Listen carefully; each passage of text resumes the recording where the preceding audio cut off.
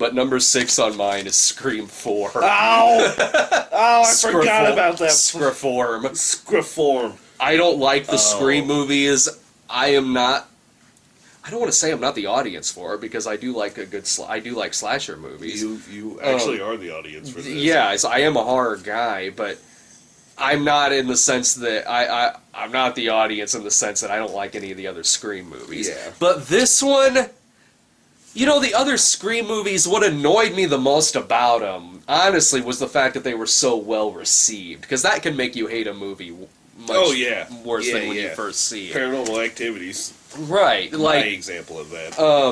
But Scream 4 was just taking the meta humor, taking the, get it, it's clever, because we're referencing the fact that our situation is sort of like a slasher movie. It's taking that way to the fucking extreme. New level.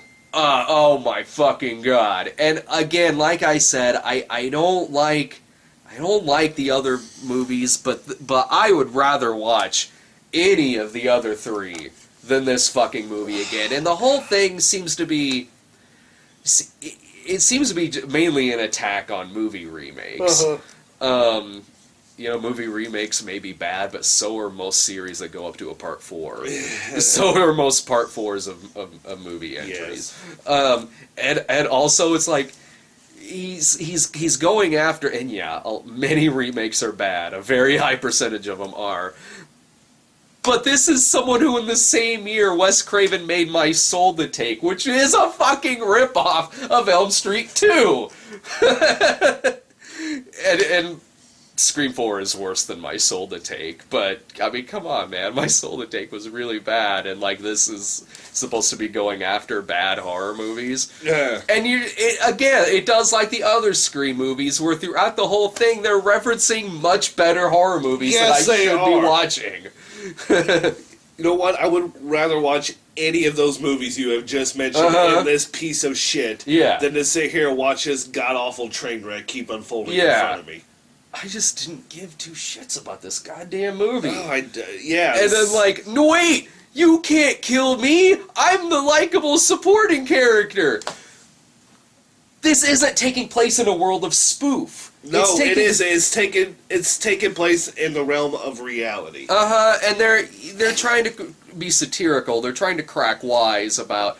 But at the same time, like, when you have a guy chasing you with a knife, he's not going to give a shit if you're the big-titted fucking model or the virginal fucking...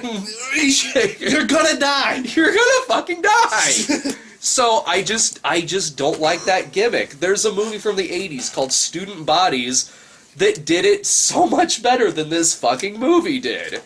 Mr. Popper's Pig! I don't know what you're talking about. Like, all these experiences, these theater experiences you're describing were great. Yeah, the experience in Mr. Popper's Pickles was fucking awesome. I'm sorry, that is the first time that has ever happened to me, and it was one of the funniest things I have ever seen. And then Jared didn't even know. And fucking Baldy McGiggles had no idea. No clue. And I'm not going to be like... Yeah. No, it's... You can see it out of your peripheral. Yeah. Bounce, bounce, bounce. What are you... And so... that experience was so much fun. And the fact the ticket guy didn't believe, like, I had to walk up and say, like, no, he's there to go. No, he's really gonna go. Not only that, he still printed me up a ticket to go see fucking Green Lantern. Yeah. Here, no, dude, for the 3rd time, Mr. Popper's Penguins. And then when I came up and was like, no, he actually is here to see Mr. Popper's, he started printing me out a ticket for Popper's Penguins. So like, oh no, I'm here for Green Lantern. No, I'm here to watch. We both got fucked. We got that night. But at least yours was hyped with potential. Yeah, there was a certain amount there wasn't hype any to Mr. Popper's Penguins. No. In the movie, Mr. Popper, it's a bad movie. You were telling me about the one scene that you didn't mention in the review, which was he's helping them all take a shit or something like that, like holding them over. Oh my god! Yeah, I forgot to mention this. You know what? I don't even remember why he was doing this. I guess Penguin's gotta poop. Well, yeah, Penguin's gotta poop, but I don't remember if there was like a big penguin shit pile and he was like, oh no, I gotta potty train him. Yeah. I mean, for right now in my head, all it is cut to him teaching them to shit. Uh-huh. And basically he picks up a penguin, hovers him over the toilet, says some shit, literally, like squeezes it, and it just shits. Yeah. And then he puts it down, Penguin's like, oh, I feel so much better now. If only I figured out how to use my normal bodily functions before Jim Carrey showed the fuck up. And he did that with all the... Oh, fuck all. Stop doing that. Was Jared laughing at that part? He chuckled at that, yes. Don't let Baldy McGiggles fool you. The Mr. Popper's Penguins, he laughed way more than I did. In his defense, he was watching the movie. Yeah, you weren't properly watching the movie. But I was also laughing, and I was giggling. More of the form of what I saw going on behind me. The people fucking behind me. Yeah, I heard nothing but bad things about that. You had the kindest words to say about it, and it was just because of the people fucking. If those people were not fucking, it made that so much fun. Yeah. Popper's Penguins would be my top 3 words. The movie is bad. It's a bad movie. Shit. If we're talking like, what was the best theater experiences we had of the year, Priest would be in my top 3. Hell yeah. Let's see, we're at 5. I know some people are going to be upset that this isn't higher, but 5 on mine is Breaking Dawn. I'm sorry, I saw 4 movies that I was more pissed off at than Breaking Dawn, even though I was pissed at Breaking Dawn. And I know, because I got a lot of this when I was talking about it. A lot of people said, well, what did you expect? It's Twilight. Yeah, okay. But this is worse. This movie was way fucking worse. Because with the other Twilight movies, of course they were bad. But I didn't think about them a week or even a couple days afterwards. They're bad in the stupid Harlequin romance novel sense. They're just stupid teen romances, and I didn't think about them any, like, after the past few days that I saw them.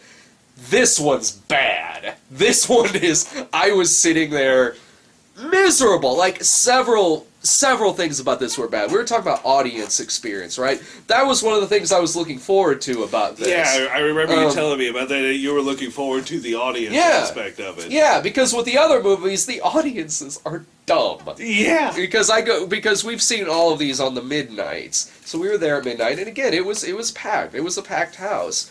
But there was mum was the word from the audience. Like, I don't know if it was because, like, they also thought it was bad, or because I got the mature audience that particular night. Like, what the fuck? Like, they were silent, fucking well-behaved, and that made for a miserable experience. Like, we were talking earlier about splitting things up into 2 movies. That's what this movie does. But there is not enough substance in the first half of this book to sustain a 2-hour movie. This movie is nothing but filler. And when you actually break it down, yeah, you would think that there is important stuff happening in this, because they get married, she gets pregnant, she turns into a vampire. On the surface, that is important stuff that's happening. But the characters in this are sociopathic non-characters. It doesn't feel like there's actually something happening. Right. They're treating this like this is just any other fucking day. It doesn't feel like there's something happening here. So this whole movie, the wedding sequence is like 40 minutes. Their honeymoon is another 45 minutes.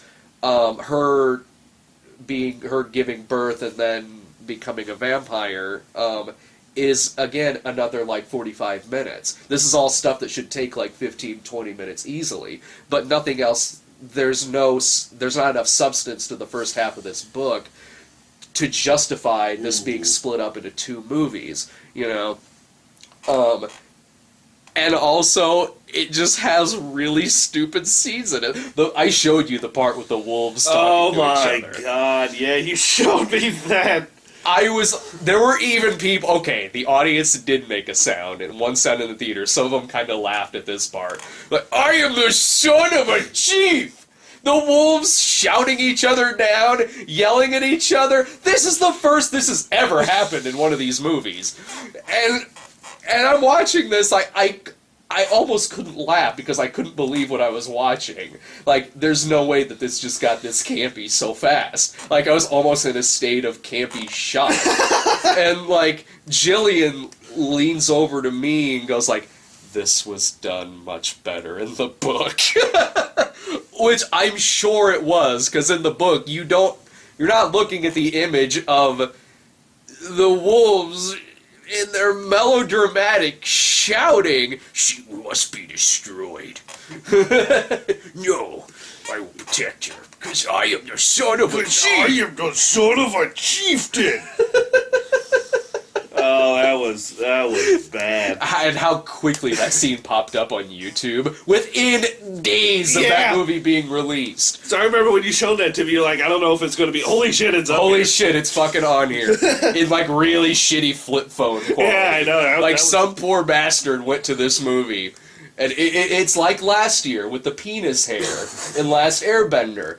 Like how quickly the image of the penis hair happens. like got up there. Oh, this was the penis hair of 2011.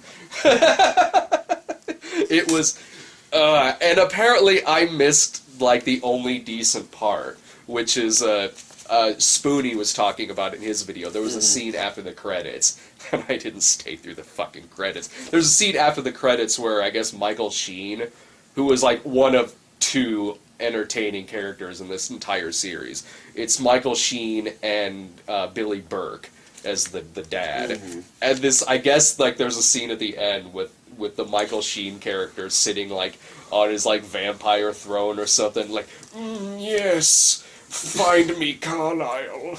And that's Carlisle with an S. Like, damn it! If that was in the rest of the fucking movie, or at least it would have been Michael Sheen. God fucking damn it! It was insufferable to sit through, even through a fucking Twilight movie. Even for a fucking Twilight movie, this was fucking insufferable to sit through. So that, like, I know people will be pissed that it's not higher, but man, yeah, it's fucking bad. Transformers 3. Well, now I'm pissed that's not higher. It's my top 5. You didn't see the hell I saw, That's my friend. true. I didn't. It is in my top 5, and like my top 5 wars were really quick and easy to come up. So were mine. Pow, pow, pow, got it. Done. Yeah. Easy. So my top 3, where I had to make an alteration to my top 5 last night. But I didn't venomously hate it as much as you as much did. as I did. As much as you did. But I was so mad. But with that being said, wow. Wow, was that horrendous. Jesus, and I had the misfortune of watching it. I obviously didn't see it when it premiered. I had the misfortune of having my 2 roommates decide that for movie night, Transformers 3 it is. We gotta finish out the trilogy. Yeah, we really do. Mm-hmm. And in that stack of movies was Your Highness, Thor, Captain America. Any one of those other fucking movies. A lot of people really didn't like Your Highness, but I actually enjoyed it. But those other 3 movies are good. And they Transformers 3. put in Transformers 3. I was like, guys, come on. I've had a long, bad summer. Don't make me do this. Yeah. Don't experience what I have to go through. They watched it, and one of my roommates actually liked it. My other roommate was just... He was like, alright, I watched a movie. Yeah. And me, I was like, fuck this! Jesus Christ, this is... Is it What? over? Is it over? Are we done with this yet? Thank you, Spock, for saying the needs of the many outweigh the needs of the few in this fucking movie. Like, this movie has the fucking gall, or is even remotely good enough to have something like that in it. Go fuck yourself, Michael Bay, you fucking prick. No, that's... the Transformers, oh my god! And why was the Scottish... Why were there NASCAR bots? And they were Scottish. Why were they Scottish? I didn't even realize that until, like... When the movie was over, I was like, I mean, I heard the Scottish voices, but I was sort of like, hey, what was with the Scottish ones? They were like, oh yeah, they were the NASCAR ones. I was like, wait, they were the NASCAR ones? Like, fuck. God, another thing to hate about this piece of shit. Like, I can't say too much, because trust me, it's gonna pop up later. Oh, I'm sure it is. I mean, it was, like, when I first figured that out, I was like, okay. Mm-hmm. We had Skids and Mudflap in number 2. Yeah. It's one of the most racist things I have seen in film in a long time. In a long time. Yeah. And, so we got Skids and Mudflap. It's okay for them to be stereotypical. Yeah. So why... it would have made so much more sense if the NASCAR bot had like a southern accent. Was Larry the Cable Guy. Was Larry the Cable Guy. Anything.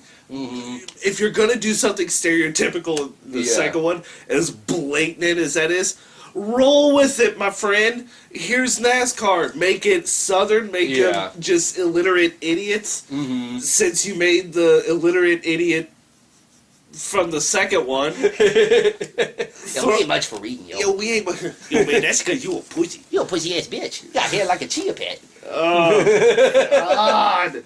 It makes you wonder if it wasn't originally designed to be that, and for some reason they just replaced the voices at the last minute. It makes you wonder. That's kind of what I thought, because it makes no sense whatsoever. Yeah. I mean, it really doesn't. That movie was...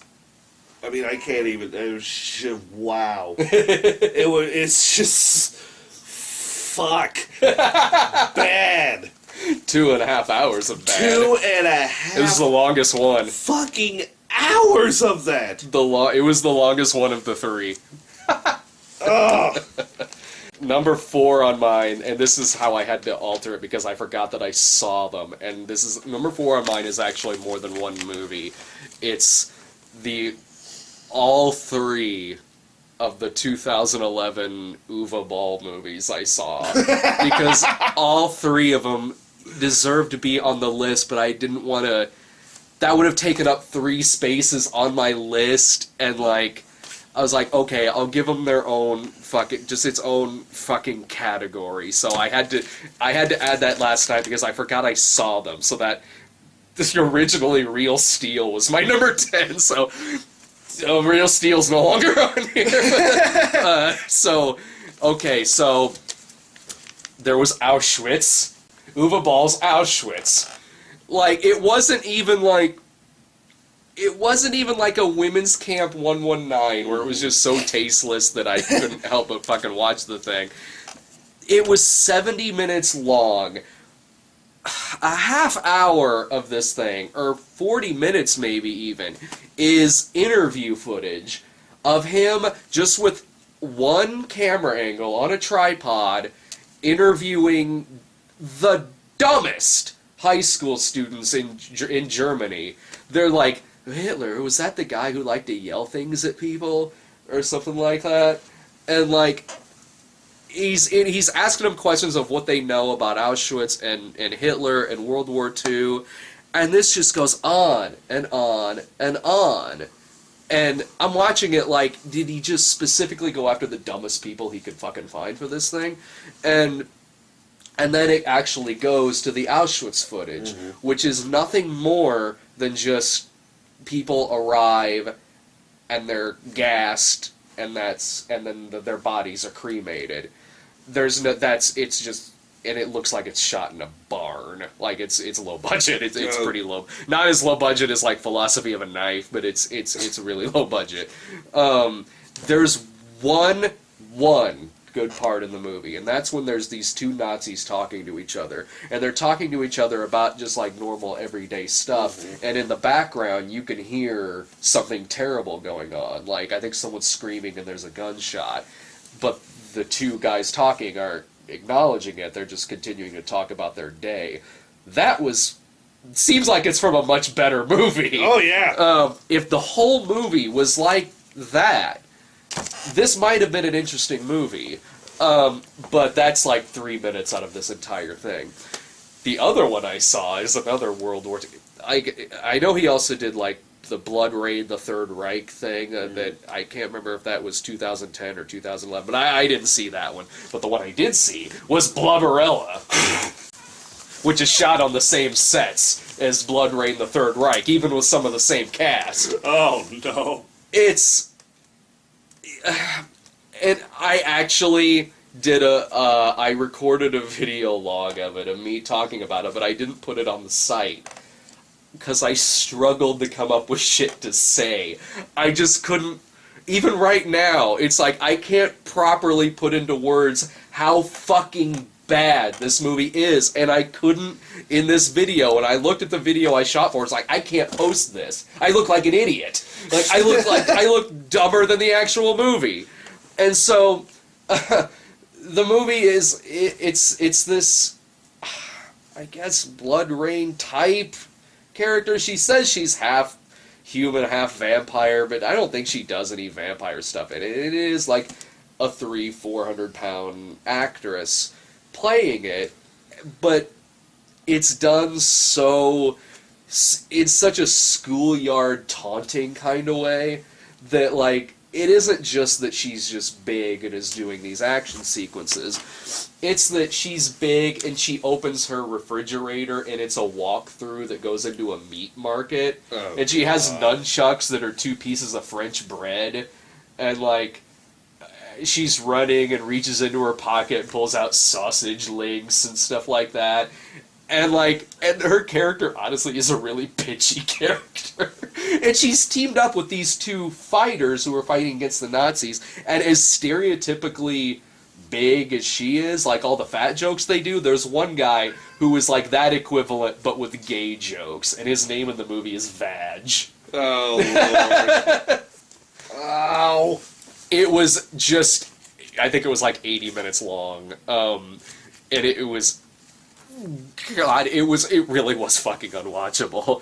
It was, oh, fuck me. It was, I would probably rather watch it than Postal, because this one was at least only 80 minutes long, but it's that same kind of humor that Postal had. Mm-hmm. Actually, probably a little more sophomoric than Postal. But it was that kind of Uva Ball bad, the kind of like Postal. And I also watched In the Name of the King 2, Two Worlds, with Dolph Lundgren. I'm only mentioning it, really, because I just had the other 2 Dr. Bowl movies on here. It wasn't as bad. It was bad, but it wasn't as bad as Blubberella or Auschwitz.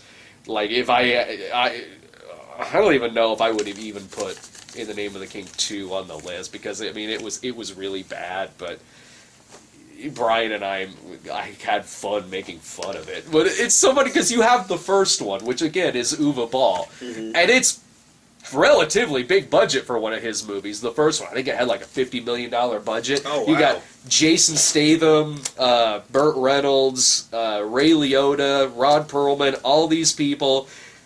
The second one has like a $7 million budget. It looks like he's made an Asylum version of his own movie. It has a $7 million budget. Like, the sets in this are like this close to just looking like the castle is like you can go inside of it and just bounce on like a mattress and like one of those inflatable castles. Like, it's that cheap.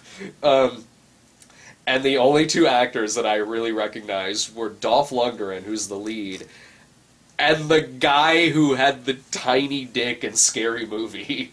He plays the king. Oh, God. He plays the king in this one. Really? Yeah, with like a really shitty wig. He's dressed like the Burger King. Oh, God. Like, it's basically him just trying to do Army... The movie is like Uwe Ball trying to do Army of Darkness.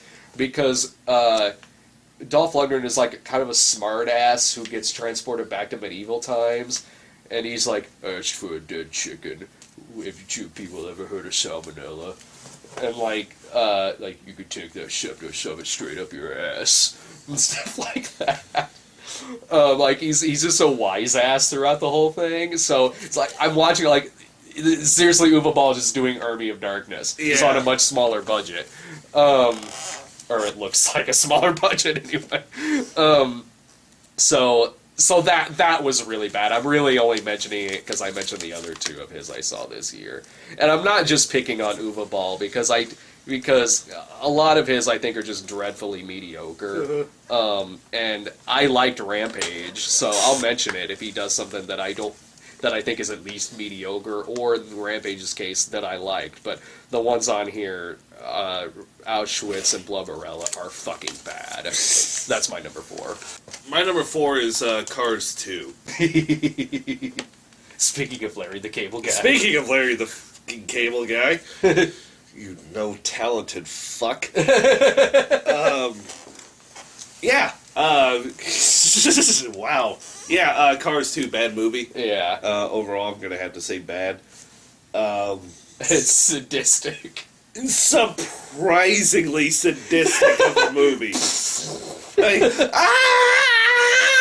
He just He disintegrates. just fucking disintegrates. It's brutal. I mean, and that's the part of the entire Cars thing, is that you believe that they're humanistic. They talk, they sleep in garages and like that are hotels in the first one. Incredibly humanistic. This deserved like at least a PG-13 from the death scenes. Like it's like that poor car falling from the oil rig, disintegrating. Bruce Campbell's Mustang character getting shot with this laser that heats up the gas or this chemical to a certain degree where you just fucking blow up.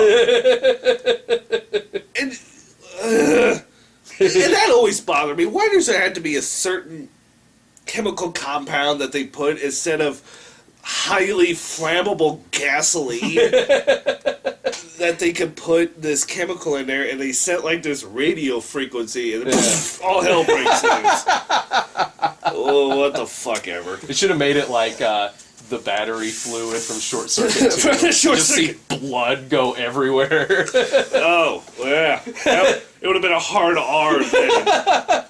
Whatever, Short Circuit 2 is a PG. That movie was traumatizing. God, yeah, it was. Jesus Christ, that movie was traumatizing. Ugh. Yeah, and again, it's a movie featuring Larry the Cable Guy, and I'm sorry, Larry, or whatever your real name is, if you're watching, you're a fucking no-talented hack, and you deserve to die. That's what surprises me, that they made him the lead in this. I mean, he was, a supporting character in the first one, and I didn't really care that much for the first one, but most people would say that the most annoying part is him. I mean, I know he has his audience, and I guess if you like him, he plays himself. He plays himself. He plays his persona in everything, in fucking everything. But one of the main criticisms that I've always heard about the first one is that he's pretty annoying in it, and the fact that they make him the lead character in this one, when you have when you also have Michael Caine in this thing is this super spy car, which seems like it would make a much better lead character than Larry the Cable Guy. Way better. way better. Yeah. Instead, you're stuck with Larry the goddamn Cable Guy through the whole movie, making the same stupid jokes that made him popular. That's funny right there. With the percentage of the American population who are fucking retarded. That same population who find him just funny as hell. Yeah. He's just not. It's not funny. There's nothing funny about the man. Yeah. And so let's put him in this kids movie. And like Pixar's like, cash cow, done. Yeah. Let's move on. Yeah. And it's so very obvious. Oh, yeah. So obvious. His like Tow Mater. I don't even fucking like saying it. Character toe fucking... Well, at least you used his full name. Oh, I'm sure it's something even fucking more ridiculous than that. Toe Russ Bucket Mater. Toe Get Our Done Mater. Whatever. But you got him, and the first one I saw, it was okay. Mm-hmm. I didn't particularly like it, but I didn't hate it with a venomous passion. So okay, I watched a movie. Yeah. But this one, no. Yeah. Boy, did I hate this movie. I hate Larry the Cable Guy. He has no fucking talent, and he rode on the coattails of that blue collar shit. Yeah. Which had one decent comedian on there. Yeah, Ron White. Ron White. I like him. I don't like the other guys, but I I like him. Yeah. Like, he always was like, it seemed like he was just kind of there just because he has a southern accent. You know what I mean? His humor is a lot better than just redneck jokes. It is. You know? And like in Cars 2, and for people who've seen Cars, the original, he has a lot of towing puns and... Does he? Yes. And a lot of, like, just really stupid lines, alright, in the first one. And the first one is like, okay... Tow way!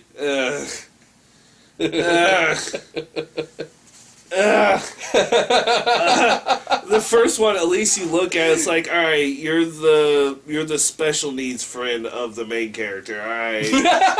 I can get past that. Mm-hmm. So in the second one, let's make special needs person the main star. I'm sorry.